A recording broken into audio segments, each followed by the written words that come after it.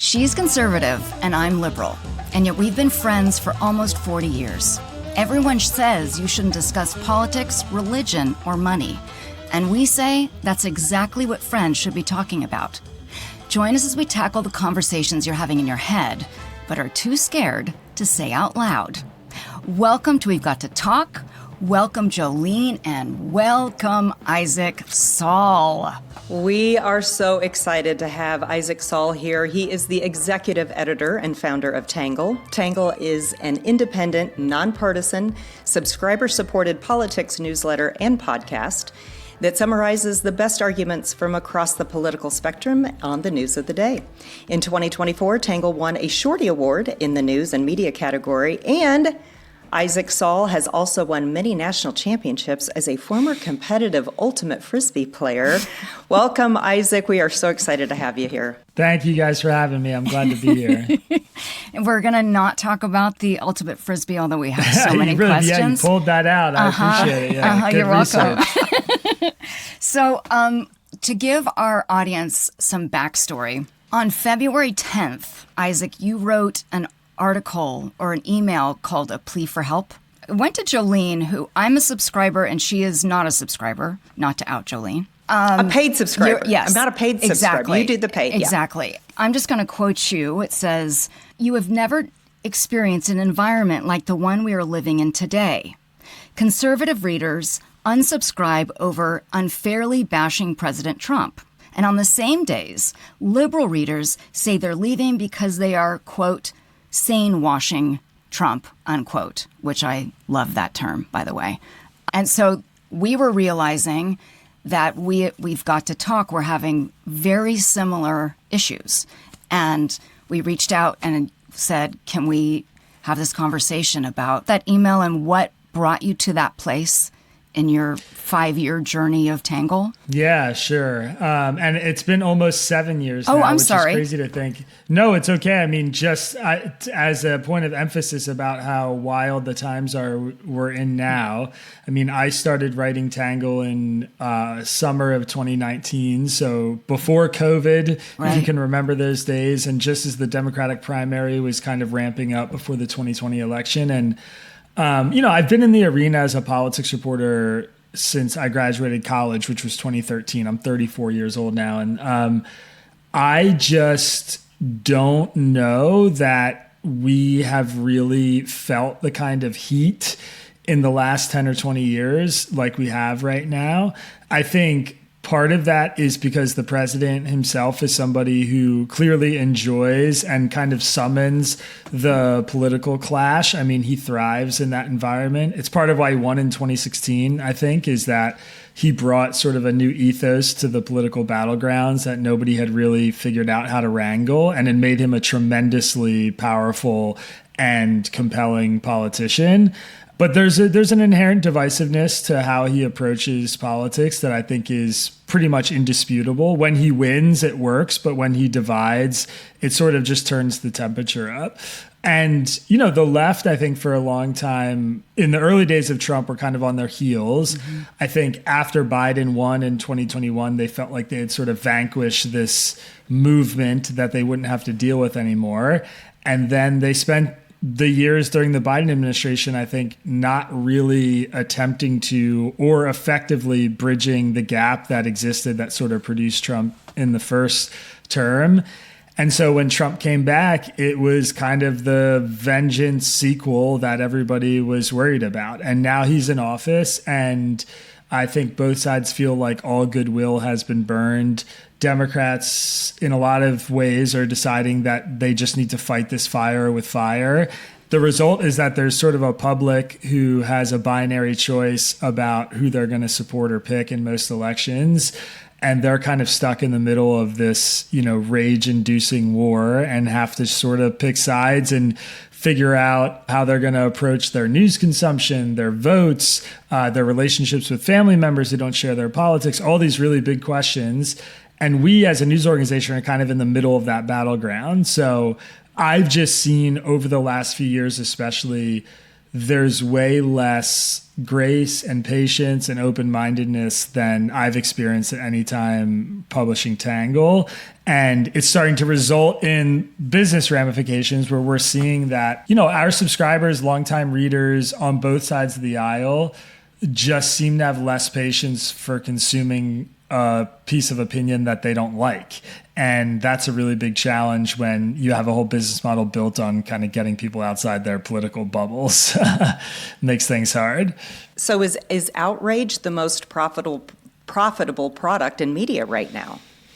I mean, I think the most profitable product in media right now is picking a side and playing to that side regardless of what's happening in the news. I think the people who are succeeding, and I would carve out some exceptions to this. I actually don't think the New York Times is doing that. I don't think the Wall Street Journal is doing that.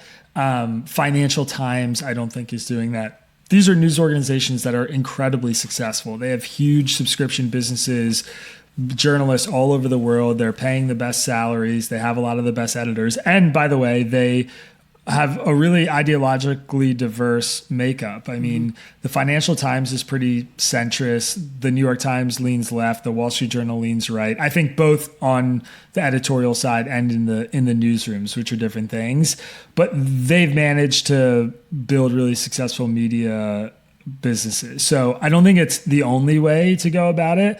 But I think if you look at Fox News, if you look at MSNBC, if you look at uncountable number of influencers, quote unquote, and Twitter accounts and YouTube channels and all these places that are popping up that are these kind of like indie creators who are basically just shilling for either the Reds or the Blues.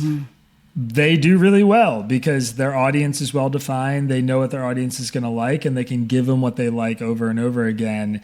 And people tend to pay for that sort of thing, which is scary, but it's sort of one of the perverse incentives of being in the media business. Speaking of the Times, we watched your interview with David French, which we both loved. I mean, he talked about being in the Times, and you asked him about that, and he was like, yeah, but I get to do my own thing. So that's refreshing to hear, right? But he also commented, Isaac, about like how, and we're experiencing this on our socials, and I'm assuming, because I listen to you every day, that you eventually put up a paywall because in the comment section about the amount of toxicity and the way we treat each other. We've sort of forgotten the humanity behind it. And one thing that I loved in the David French interview was how he talked about when he had written about James Tallarico and people freaked out that he was like saying anything nice about this man, basically. And how he was saying that it's really the extreme wings that are the loudest and that the exhausted middle, we're just exhausted. We don't usually stand up and say anything. And speaking with like my friends and Jolene's friends, they're like, God, I want to like Jolene, but I just can't stand what she says. I really want to like Nicole, but I just can't take her. And you're thinking, we think about this all the time, and I'm very curious because I know we're doing obviously a different thing, but sort of a similar thing, where we're holding up a mirror saying, okay, this is the topic of the day. And we're going to, for you, I'm guessing, we are giving you this information and we trust your brain to be able to make your own decisions. I'm not going to tell you to make your own decisions. And then when Jolene and I go in, we do it. Obviously, we're not journalists, but it's like we're going to hold up some facts in a mirror and people don't want to be wrong. It sucks being wrong. It's vulnerable being wrong. And so we find that they just lash out in the comments because it's just too much to take.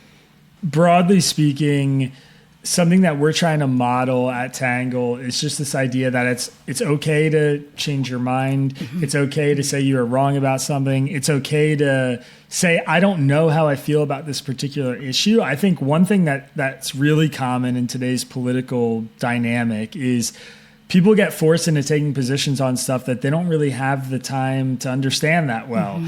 They feel the social pressure online or from their family or friends or from their school or their work or whatever to align themselves on a particular issue. Things ranging from a war in Gaza to, race admissions at Harvard, like these huge, big topics that are like have nothing to do with each other, based off of a very limited understanding that they might have. And then when they, align themselves publicly or they take a particular position, they get hammered for it by half their friends and family or half the country or whatever. It's a really difficult place to be. So, I try and have a lot of grace for sure with our audience about the way they might approach me or how they might act in the comments or whatever else. But I think there's a sense from a lot of people that they're not being heard, or if they are being heard, they're being misunderstood, or if they try and take a position on a topic that there's almost no level of understanding that they can have about an issue that's going to insulate them from criticism. So it's like, it doesn't matter whether they spend 5 minutes reading about the war in Iran or they went to school to study Iranian US politics. Like if they stake out a position on it publicly in a comment section on Facebook, on Instagram, as a writer, whatever, there's going to be this subset of people who hate the position that they're taking. And a lot of people aren't comfortable with that relationship, but they're forced to participate in it, or they participate in it and they feel the negative ramifications of that immediately. And I have a lot of sympathy for that. I mean, it's hard for me. I have a hard time being a writer and having my views shared publicly and talking publicly about my politics every day. There are days when it's really emotionally taxing. I've been doing it for long enough that I think I've gotten better at sort of insulating myself from some of the criticism and navigating it and leaving some of it at home when I go to, or at work when I come home or whatever. But it's really not hard, or it's really not easy to do. And it is easy to fall into the trap of like obsessing over the criticism and trying to respond to everybody's feedback and whatever. And the whole environment is just very icky sometimes. And I think if you're just a normal person trying to be a good citizen, you get swept up in that quicker than you might want to. Okay, so do you think this all came about, I mean, we've talked about before that maybe it was this perfect storm of Trump gets elected, and then we're in the middle of COVID, and so we've got this isolationism, and then everybody, the only community people have is on social media, so they've started, communicating on social media. Like, people wanted to be heard. Like, did we feel like this would have happened if it wasn't for COVID? I mean, did this just all kind of happen at the same time? What are your thoughts on that? Yeah, it's a good question. I mean, my personal view is that I think this was well in the works before COVID hit. I definitely think the pandemic had a big impact on the social isolation part and the kind of news obsession and like the doom scrolling. I think that all was really accelerated in COVID. But I mean, I remember vividly leaving home for college in 2008, so at the very beginning of Obama's first term, and coming home after I graduated and living with my mom for like 6 months before I got my first job in 2012. And the difference between or in 2013, I guess it would have been, the difference between how my friends back home and family members back home who disagreed politically were able to share space, even in that time period, was noticeable. Like the middle of Obama's first term and the end of Obama's first term was really, really tense. Like the stuff Fox News was doing was really gross. We had like the tan suit multi-day scandal, whatever, the terrorist fist bump. I mean, there was all sorts of stuff that was just like this kind of inflammatory political rhetoric we hadn't really heard. And at the same time, liberals were really empowered and felt really in control. And it felt like, back then, Obama had reshaped the whole electorate and Democrats weren't going to lose an election for 20 more years. Like everybody thought we were about to have 4 successive Democratic presidents, and Obama had rewritten the whole script. And so they were very emboldened. Democrats were very emboldened, felt very cocky about where they were politically. And that was sort of what produced the like working class kind of Trump, like politically disaffected turning Republican electorate that rose up and fought back against the sort of Obama years and his failed promises and whatever else. So I think even pre-COVID, this sort of undercurrent of the right-wing media ecosystem was starting to do things that were really, really inflammatory and really like over the top. They were just like treading new water. And Democrats were like extremely arrogant about their future political prospects and very dismissive about concerns from like flyover country and working class Americans, and just kind of didn't give a shit about them, honestly. And then like those two things ran into each other. And then we had the 2016 election that was this sort of Trump-Hillary matchup where I think like the chickens came home to roost for Democrats, and Trump basically got dealt like a royal flush in terms of the political. I mean, he won the election by like a combined 40,000 votes in 3 states that he had to have. We've been living in that world since. And I think COVID just gave people an excuse to dial into the news more and pay more attention, which I'm not sure was a good thing or not. I mean, I like civic participation, but clearly the division that's come from that time period, the post-pandemic era, has been really, really tough. I've never thought of it this way, but sort of this built up years of arrogance on the left, and sorry, Hillary, like she sort of was the personification of that. And then the exaggeration and inflammatory Trump was sort of the personification of that. The way you're saying, totally. like in 2016, it's like this is where we were. They were sort of the perfect models of what the left was doing and what the right was doing. And here we go. And I think that Trump, also the way he behaved, gave people permission. Oh, I can say this horrible shit outside of my brain, and I'm going to be congratulated for it or rewarded for it. I think that behavior maybe brought us to where we are as well.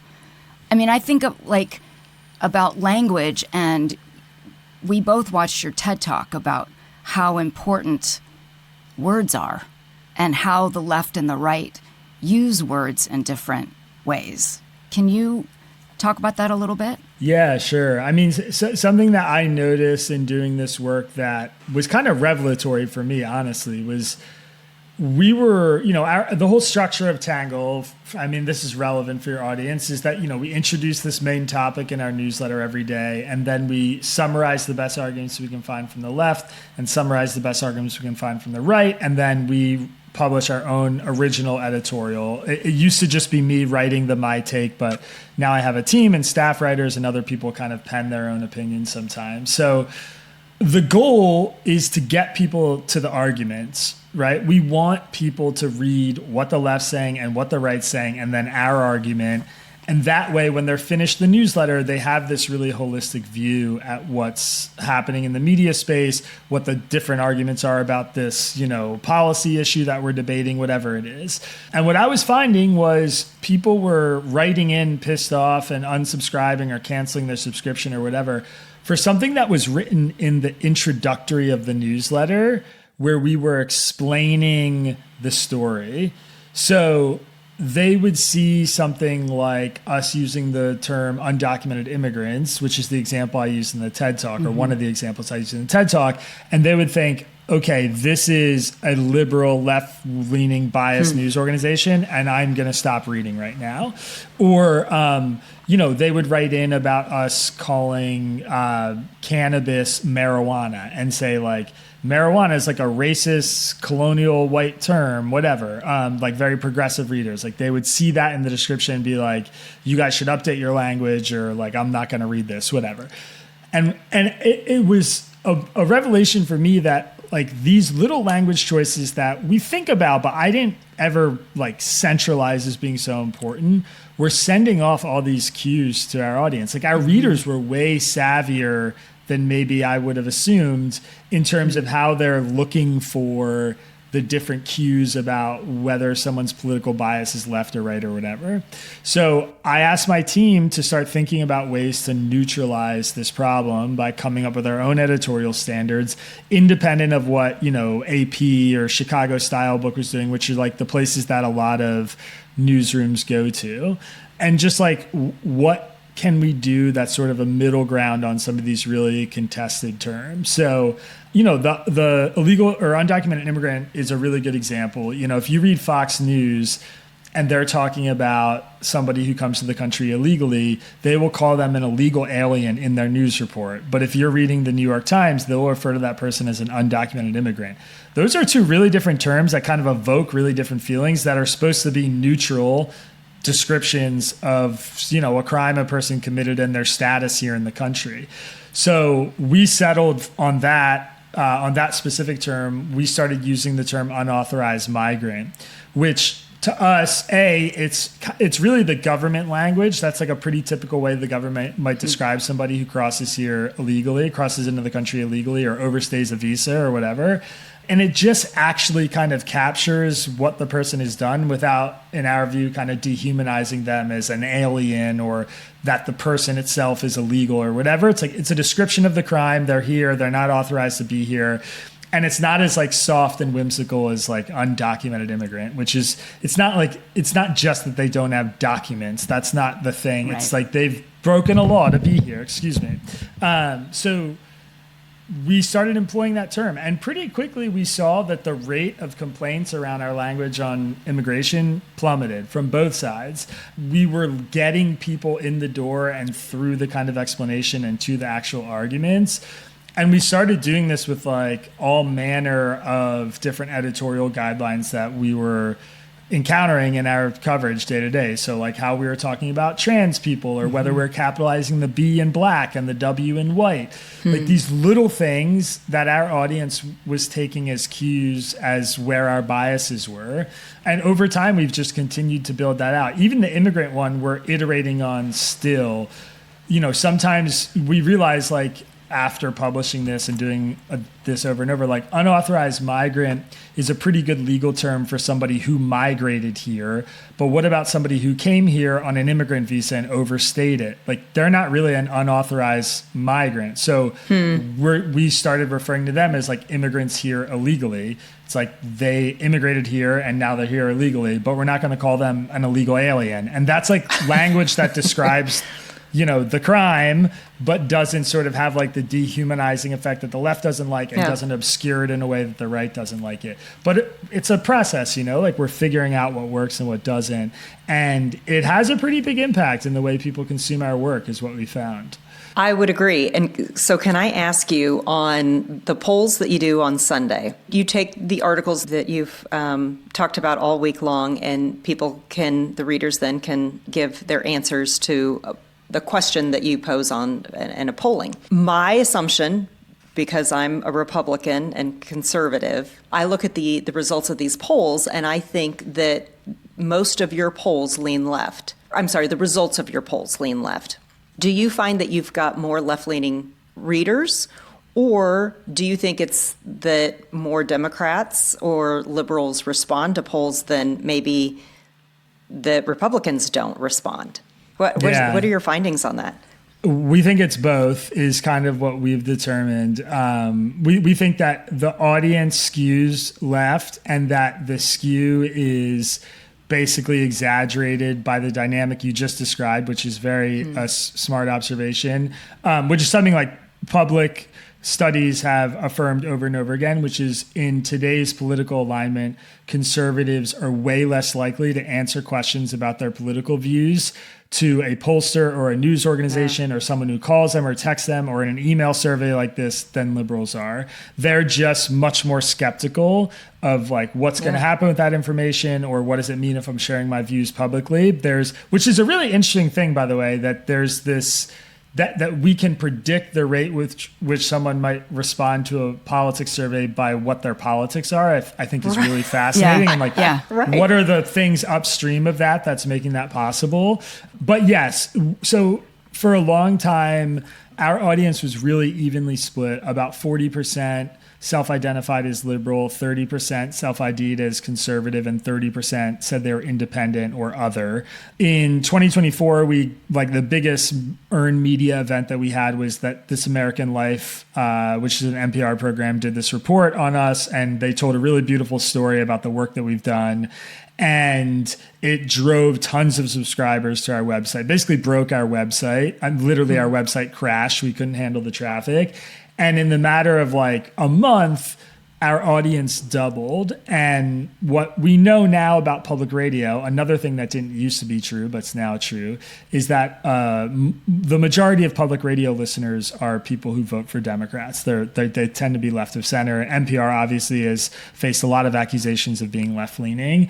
So we suspect that the people who came in through that big boost in audience were predominantly liberal and actually skewed the audience further to the left.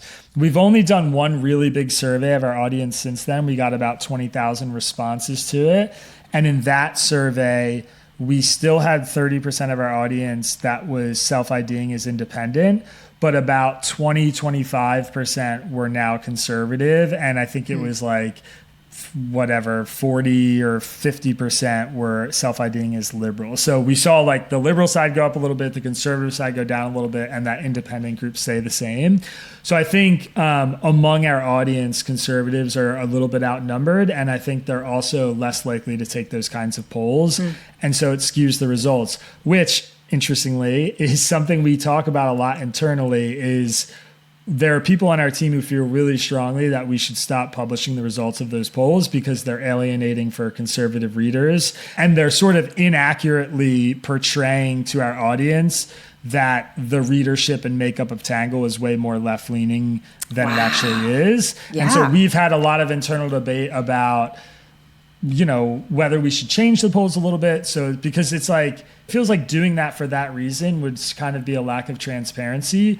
But we're also like, we're conveying something to our conservative readers that isn't true, which is that like they're outnumbered 10-1 or something like the polls show. And so we wrestle with that a lot. And I'm not totally sure what to do about it yet, but it's something we think about. And it's a concern of ours because the premise of Tangle is we're a big tent media organization and we want liberals and conservatives under one roof, feeling welcomed and invited.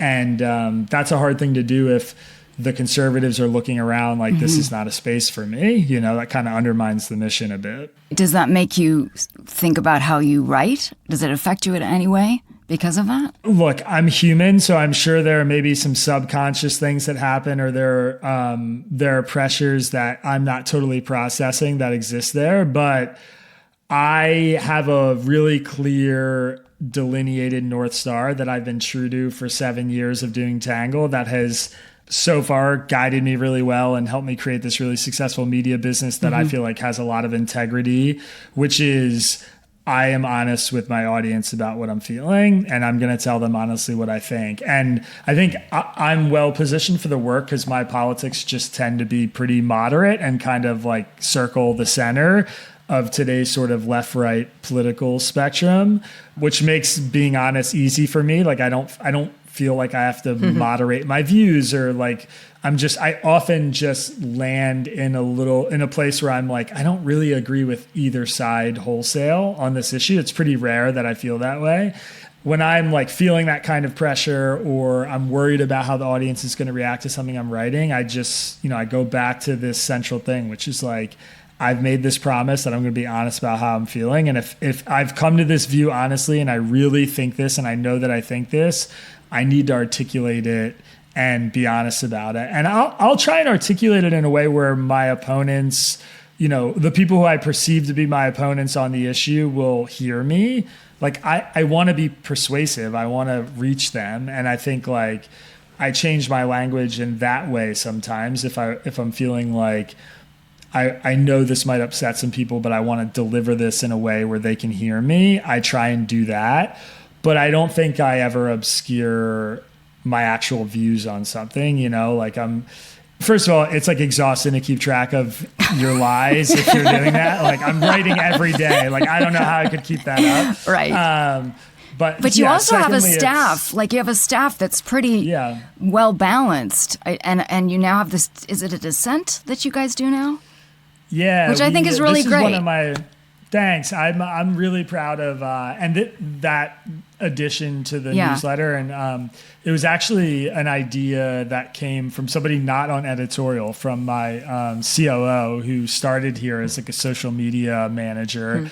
But yeah, we were arguing about something in the Slack channel one time that was in the newsletter in our company Slack. And we let everybody, not just editorial, participate in these ideological debates that happen around the issues. Like, we have a team of 12 people, maybe 6 of them are writers and editors, but everybody chimes in on these big issues because, like, we don't have some exclusivity on good ideas or smart politics or whatever. And a lot of really smart people work here. And Magdalena, who's our COO, she was watching us argue about something in like the general Slack channel. And she was like, there should be a place in the newsletter where somebody can say that they disagree with the take writer.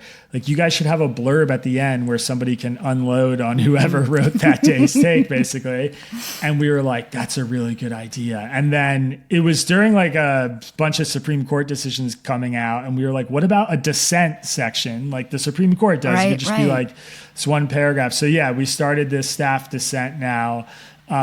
Which allows, like, if people feel really compelled, they're edited a piece and they're trying to help the writer strengthen their arguments, but they don't actually agree with the arguments, which is something you have to do at this job, which is really hard sometimes, then they can sort of create this space to kind of push back and argue in their own fashion. And our audience has loved it.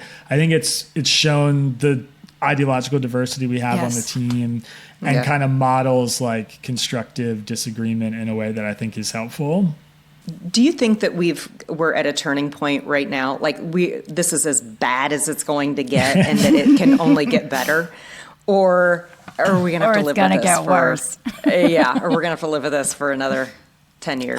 I think like there are real things that I worry about. You know, I'm not like an AI doomer, but I think the artificial intelligence videos and audio clips and just being able to mass disseminate stuff even to a larger and faster degree than we can now is going to create a lot of problems in the future. I think an antidote to really bad, the like lowest common denominator fear-based politics that we have, the antidote to that is often rational, constructive thinking. It's like slowing down, being thoughtful, being analytical. And I think as more and more people rely on Claude or ChatGPT to think for them and they kind of outsource that critical thinking, it's going to be easier and easier to access people's kinds of fears and whatever at like the base instinct stuff. And that worries me a bit. But I will say, and I've written about this recently, is, you know, I think we've sort of scraped the bottom of the indecency barrel. And I hope so. And I'm not saying that to be like an optimist or just to be Pollyannish or whatever. It's like, I'm certainly trying to speak it into existence a little bit, but I really do believe it. I mean, I talk to normal American people from across the political spectrum all the time, and they all talk in the terms that you guys were at the top of the show. They're like, God, it sucks right now. It's so intense. It's so like overbearing and either politically correct or just like over the top, cruel and mean and whatever. And I'm just exhausted. I don't want to participate. I want to step out, whatever. I think a lot of Americans feel that way. And so I think a candidate or a political figure who came into the space who sort of embodied a decency and was really charismatic and thoughtful and sort of led with some of those virtues of just like turning the temperature down a bit could actually change the tide. And I think that we're going to see a big sort of decency comeback. You know, we're going to see people welcome open arms somebody coming into the political arena who respects their political opponents and takes the high road and isn't just like slinging mud and sort of doing the lowest common denominator thing. And I think we've had some canaries in the coal mine. And this is what I wrote about in my piece was, you know, Marjorie Taylor Greene apologizing for the way she conducted herself and talking about the negative impact she saw of how she acted as a member of Congress. James Tallarico defeating Jasmine Crockett pretty easily in a really important Democratic primary by taking a very, very different tack than her, despite having really similar politics. Vivek Ramaswamy coming out and saying, I'm not interested in owning the libs anymore. Like, that's not the path forward. We have to recalibrate. Like, these things are happening, I think, because even if let me put it this way, even if these things are happening because those politicians are self-interested and they want power, that still means that they're looking around and think that's the right play for the electorate right now, which is a good thing. Right. So like even in the worst case scenario where they're just doing it out of self-interest, I think it's a sign that like they know that we're moving that way, which I find hopeful. So fingers crossed, I guess. Hey, Isaac, do you have a good for the soul? Yeah, I do. My good for the soul is a book recommendation, which is my favorite writer of all time, Brian Doyle, who wrote the book One Long River of Song, which is actually a collection of his short essays. It's one of my favorite pieces of writing ever published, and it's I would say he is extremely good at sort of capturing like the mundane magic of life. And if you are feeling like soulless and beaten down and exhausted, it will replenish your soul, is my promise. There's a little bit of political writing in there that's pretty left leaning. You just ignore that if it's not your thing. Okay. But, All right. Okay. But he's like a progressive Catholic, I think is kind of my read on his politics. He doesn't really write about politics at all, but he mostly just criticizes the ineptitude of government and stuff in a very funny way. But most of the pieces are about his life, his children, his wife, his brother, just like the beauty of nature. It's fantastic. I can't recommend it enough. Awesome. Okay. We will add that into the show notes for sure. Okay. Isaac Saul. We're doing the Would You Rather now, right?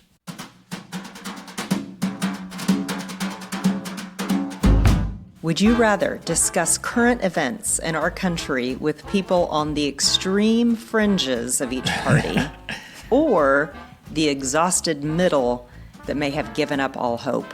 I think I would choose the exhausted middle who have given up all hope. I think like they're the people who if I had to choose one, I would want to activate and sort of bring back onto the playing field, because of my personal politics. But I have to say, I kind of have the most fun talking to the extreme fringes of both parties, because what I found in my experience is they have the easiest arguments to sort of deconstruct and dunk on in some ways, but like in ways that I feel like I've gotten really good at getting through to people like that. And I feel like I'm doing something important when I do that. You know, I don't believe my work is at all meant to moderate people's politics or de-radicalize them or whatever. But I think people who are on those fringes tend to be really cynical about the other side and tend to have a lot of like anger and fear. And I think sometimes when I can use logic and evidence and persuasion to convince them that maybe their view shouldn't be as extreme as it is, it helps them in those ways a little bit, and I feel good about that. So I have more fun talking to them, but if I could only choose one, I'd probably choose the exhausted middle. I love the thought of it, right? I mean, like you have the ability to either talk to somebody to re-engage them, or you've got the ability to try to change someone's mind. And I mean, I think we're all in a place right now where we're not sure that we can change anybody's mind. You know, I don't think that if you can give them all the facts and figures. And I'll tell you one thing, that I loved the interview that you and your wife do on Valentine's Day. That was great. And I learned so much from her work and the no cash bail, that whole conversation. I've thought about that so much because Wow. And like her perspective, it really kind of, I think, brings home that when you hear from somebody who is working in that atmosphere and working with these folks, and she made no bones about it, like this is hard stuff. And there are times that I want nothing to do with this client, but I got to do it because that's my job and I believe in it. But to hear her talk through that, all of a sudden, I mean, it changed my mind and I'm like, okay, this is what we talk about all the time. To make yourself vulnerable and listen to somebody who knows so much more about it than I do. Okay, I mean, that's what we're trying to get. So I love your answer. I mean, you know, let's talk to the people in the middle, because we've got to get them re-engaged and know that they matter, you know, that their voice matters. So I appreciate that. And I love that conversation too, because her and I kind of disagreed about it as well. And she was sort of moving my position in real time, despite the fact that we spend so much time talking about it, at home and whatever. So I'm glad to hear that stuck with you. Yeah, absolutely. All right. What's your would you rather for us? Okay, this is what I thought of. I didn't go in the politics direction at all. I was just thinking about like things that I couldn't do without. So my would you rather was, would you rather give up for the rest of your life either driving or being able to order something online? Oh, I'd give up ordering something online in a heartbeat. Oh, wow. Interesting. In a heartbeat. Oh, really? I love to drive, even though I live in New York City. I love to drive. The ordering, listen, it's great. We can order stuff online. It's amazing. And this is going to sound corny, but it's really like if you have to go in and interact with someone in the shop, it actually gives you more back too. It's a part of that connection that I feel like we're totally missing. Like people, I totally agree with that, but like the convenience of being able to order something online when you're in a jam, never having that again. Well, and you have a baby, so you have limited time, right? Yeah, like diapers to the front door. I don't know if you can put a price on that right now, Well, and there's Uber now and Waymo. Yeah, so I that's guess, true. Jolene, what do you think? Oh, that's true. I don't know. I love to drive too. I love road trips. I guess I'm going to go without shopping online. Look at that. Yeah. I think that's what I would ultimately pick. Yeah, you would? Yeah, I think in the end, I think I landed there. But my initial reaction was I would lose so much time if I couldn't deliver something to my house anymore. Yes. Just like I needed a new mouse yesterday. I can't remember the last time I went to the store to buy a piece of did you have to think of equipment. where would I would go to get something like that? Is Best Buy still a thing? Is that I don't know how I would handle that. So, that's great. Yeah. Well, that's a good question. Those are good questions. We've not had that one Thanks. before. That is good. I spent a little bit of time thinking about it. I tried to come up with something good. Well, and Jolene's the queen. Jolene Jolene is the queen. Would you rather? Yeah, that's a good one. So if you ever need one, just call her up and she'll give you one. Oh my gosh. Well, Isaac, we so Thank appreciate you being here with us. This has been truly a thrill for us to get to talk to you in person. We promised we wouldn't fangirl you and be absolutely but it's been really hard. Oh my gosh, he's just a normal person, but you're not. You're Isaac Saul. Yes, exactly. exactly. So we love your work. We really appreciate what you do, and we just appreciate you being on. Yes, thank you guys Isaac. so much for having me. It's my pleasure. I appreciate it. All right. Great. Thanks, everybody. Thank you. We've Got to Talk is produced across the world by the wildly talented, creative, and hilarious team at Bambi Media. Our theme song is Jump Jive Swing by Space Train Unlimited. Thank you so much for listening, and join us every week for another episode of We've Got to Talk.